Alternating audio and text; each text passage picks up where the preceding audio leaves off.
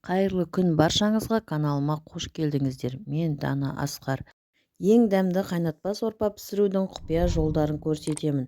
Видеоны соңына дейін қараңыздар. Лайк, подписка, коммент қалдырып, еңбегімді бағалап кетуді ұмытпаңыздар.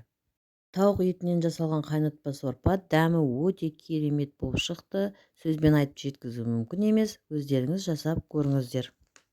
Қайнатпа сорпа жасау өте оңай, әрі денсаулыққа пайдалы тағам. Алдымен суымызды ыдысқа құйып алып, жуылған еттерді судың үстіне саламыз. Етті салып болған соң ыдысымызды отқа қоямыз. Бұл сорпаны сиыр, қой, жылқы еттерінен де жасасаңыздар болады. Сорпаның қайнауға жеткізбей көбігін аламыз. Көбік алу маңызды. Сорпа қатты қайнап кетпеуі керек, көбігі тарқап кетеді.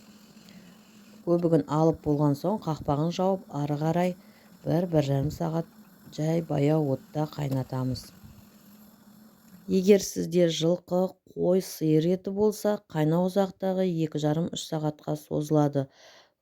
Қайнап болған сорпамызға ақпияз, картоп, қызанақ қосасыздар. Міне ақпиязды осындай үлкендікте турадым.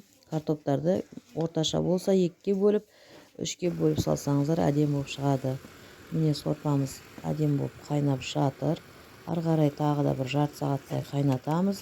Көкөністеріміз піскенше. Сорпамыз пісіп дайын болды. Енді ыдысқа құйып аламын. Қайнатпа сорпаның дәмді болу құпиясы оның қайнау ұзақтығында. Неғұрлым көбірек қайнатып, етті жұмсарғанша, әбден жұмсағанша пісірсеңіз, сорпа керемет дәмді болып шығады. Еттің бар маңызы сорпаға жатыр. Міне еті өте жұмсақ болып пісті, сүйек тез алынды. Бетіне көк шөп сепсеңіздер, дәмділігі арта түседі. Жасап көріңіздер, бізге ас болсын. Сіздерге жасап көруге кеңес беремін. Каналымды жоғалтып алмас үшін тіркеліп қойыңыздар.